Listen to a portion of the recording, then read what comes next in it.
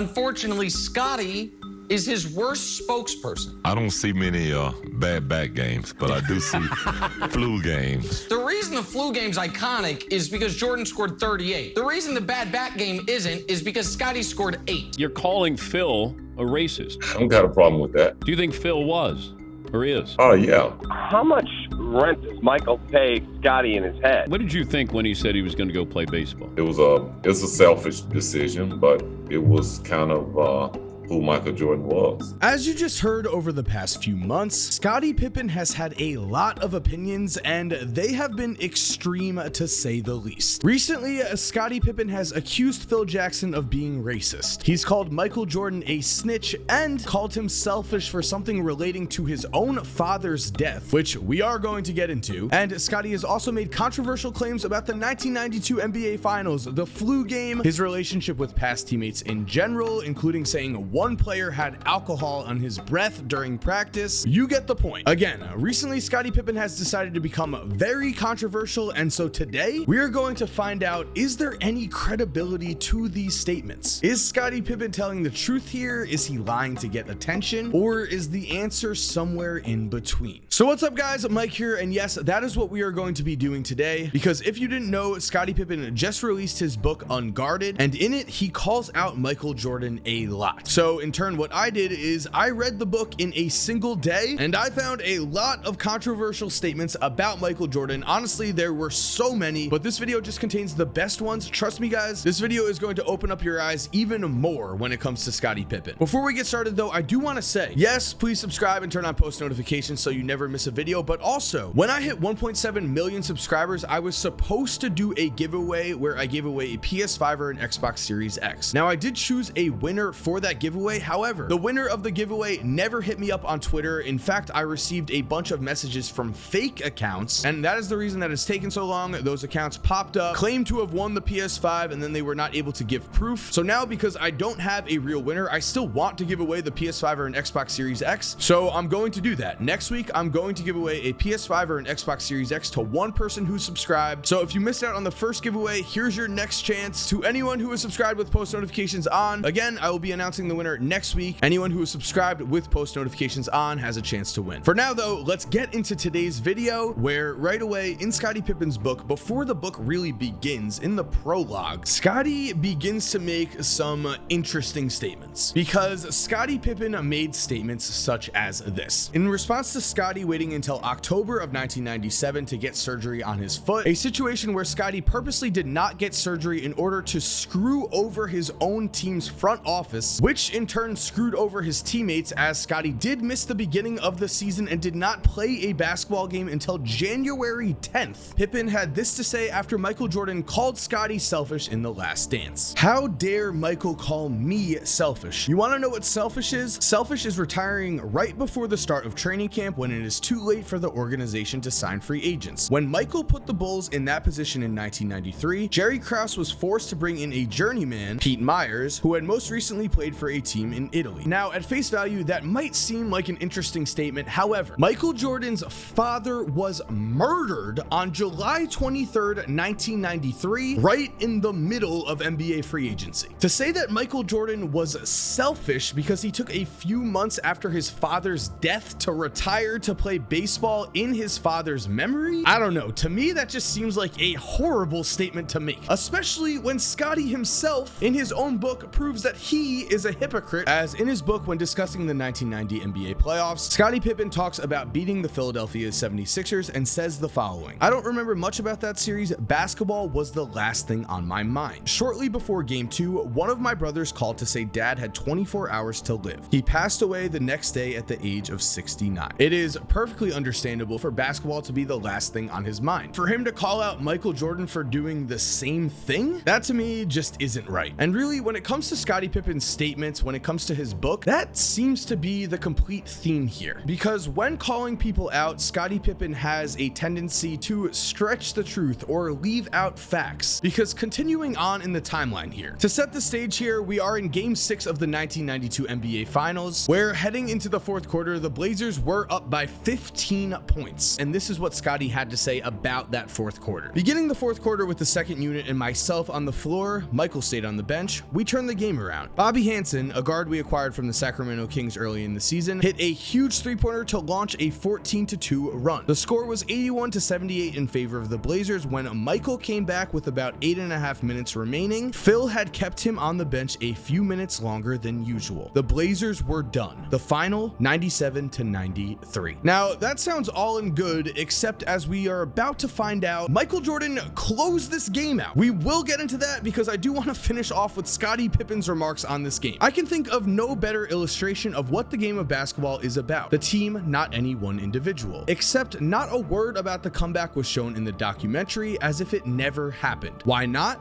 The answer is obvious.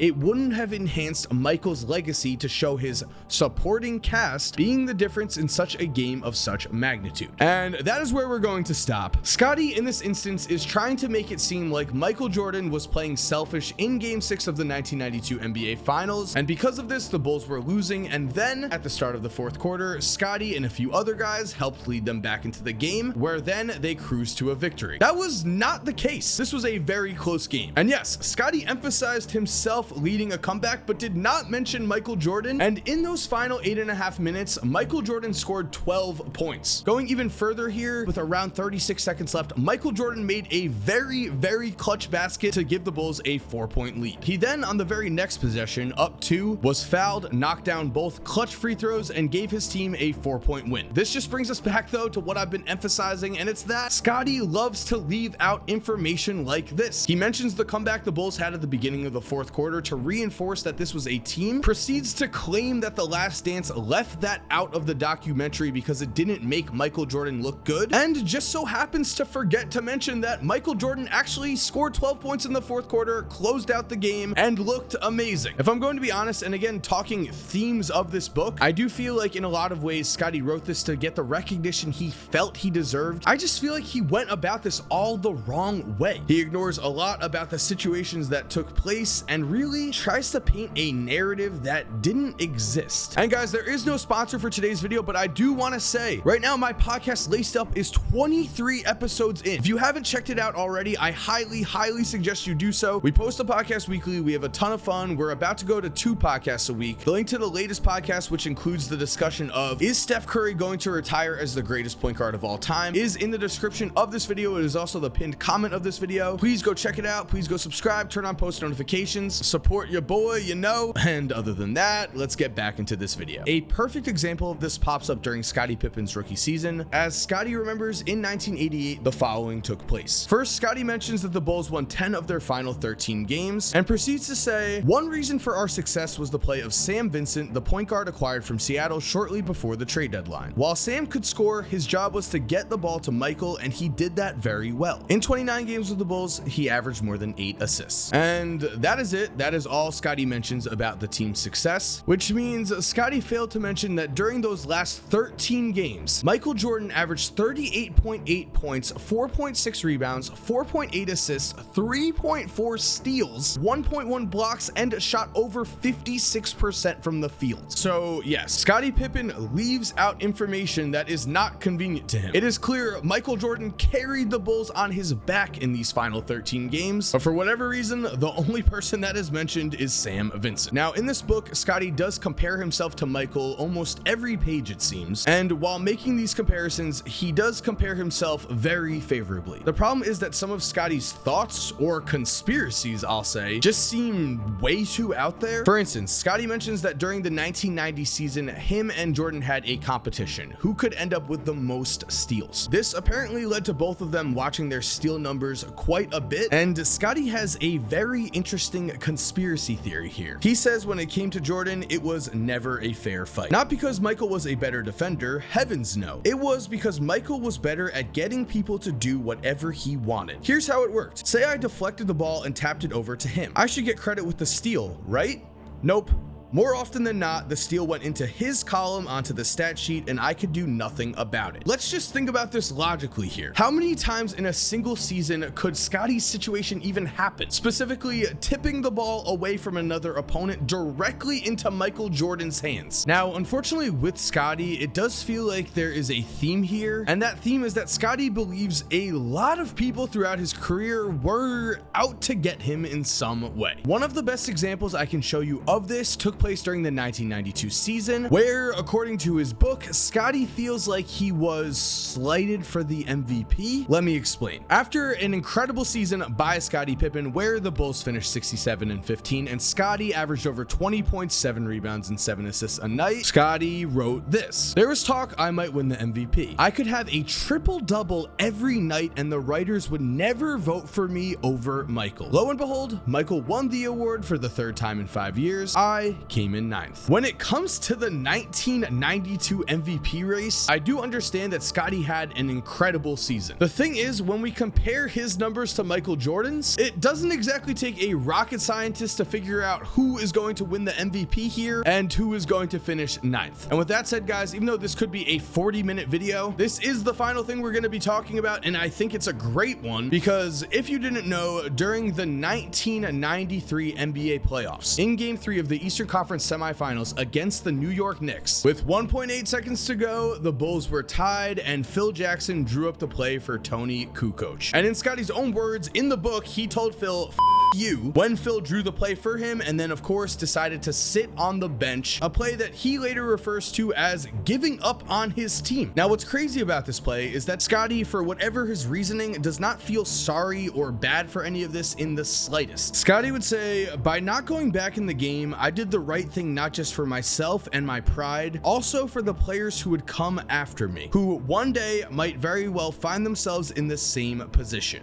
Scottie, hate to break it to you, but if we watched any superstar, if we watched any NBA player refuse to go into the game for the final moments because the play was not drawn up for him, the entire world would criticize that player. Just listen to how Scottie describes the situation after the game. "The locker room felt like a morgue." He then proceeds to say that Bill Cartwright, the co-captain of the team, with tears in his eyes, addressed everyone in the locker room saying this: "This is our chance to do it on our own without Michael, and you blow it with your selfishness. I've never been so disappointed in my whole life." Which means, yes, we are at the point in the video where we are going to talk about the Phil Jackson racism remarks. Because back in June, Scottie Pippen suggested that Phil Jackson was a racist because he chose Tony Kukoc to take the last shot over Scottie Pippen. You're calling Phil a racist. I don't got a problem with that. Do you think Phil was or is? Oh, yeah. But the weirdest thing to me here is that if you were to look at Scottie's book, you would think that him and Phil were just fine. In fact, you would assume, because he says it, that Scottie regrets all of this. Here's what Scottie said in the book. "Many were also surprised in June when, during a couple of interviews, I suggested Phil was a racist and that was why he designed Tony to take the last shot. Nothing could be further from the truth. I was so hurt when he picked Tony over me that I needed to come up with an explanation for why I was rejected. So I told myself at the time that Phil's decision must have been racially motivated, and I allowed myself to believe that lie for nearly 30 years. A bit to unpack from that statement. The first thing is, I do understand Scottie's point of view where he was the man and he wanted the last shot in the game's crucial moments. But the thing is, throughout this entire book, and trust me when I say, it almost gets mentioned on every page, Scottie continues to say basketball is a team game. I of course agree with him, basketball is a team game. But if basketball is a team game, then how do you sit on the bench and watch your team play out the final moments of a playoff game because you're mad that you didn't get the last shot called for you? Seems a bit hypocritical. Then, as if this situation wasn't strange enough, a writer for the New York Times actually interviewed Scottie Pippen, and as you could see right here, during this interview, the following exchange took place. Your interview with Dan Patrick in the spring made a lot of headlines. You said it was racist for Phil Jackson not to draw up the play for you in the famous 1.8 second game. You walked that back in the book. What made you walk that back in the book? Scottie, what made me walk it back? Yeah, Scottie, I didn't walk it back. I didn't have it in the book. I said it was probably not right for me to say that about Phil being racist at this stage. It's water under the bridge now. But at that point in time, based on where I was as a player, the year that I was having, I thought it was a bad move on his part. Just to clarify, because I just want to make sure I don't put words in your mouth, you don't think that Phil was racist in designating Tony Kukoc to take that last shot. Scottie, did I say it? What are you asking? Okay, in your book, and I'm quoting you here, Scottie, wait. Have you heard me say that I said that? Well, yeah, I watched the interview. Okay, so I said it. Now, what are you asking me? In your book, you write, so you call it a lie? So I just want to clarify exactly what it is. Do you or do you not believe that Phil was being racist when he drew up that play? Scottie,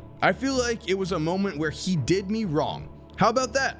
How about I answer your question that way? This same writer in a tweet said that Scottie took issue with many of his questions and at one point didn't seem aware of what he wrote in the book. Afterwards, he canceled a photo shoot. So as you just saw from that interview in the New York Times, a writer specifically asked Scottie, do you believe Phil is racist? And he would not say that Phil wasn't racist for whatever reason. Even though in his book, he said Phil wasn't racist, he said he made a mistake. Call me crazy, but I don't think you should just be tossing around the word racist if you don't fully believe it. And there we have it, guys. Thank you for watching. I hope you enjoyed today's video. I've already basically given my thoughts on this entire Scottie Pippen situation, so I want to know what you guys think. Definitely comment down below what you think about Scottie, what you think about Jordan, what you think about this entire situation. Also, remember, subscribe and turn on post notifications because next week I'm giving away a PS5 or an Xbox Series X to someone who is subscribed. If you're already subscribed, don't worry, you are also entered into the giveaway. And on top of that, you're awesome. We all know it. And as always, guys, have an awesome day and cue that music. If you're still here while the music is cued, here are two videos I think you are definitely going to enjoy. Make sure to click on one of them. Again, I know you're going to love it. And other than that, have a great day and peace.